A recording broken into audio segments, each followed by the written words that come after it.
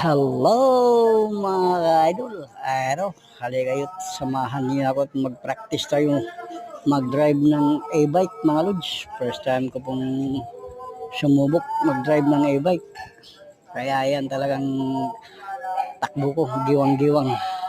Pari kunding-kunding pero saan ba papunta?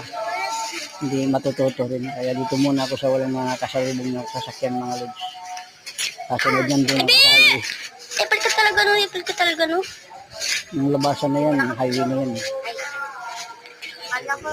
Buti nga, at dinala dito ng pamangin ko yung e-bike niya. Ito.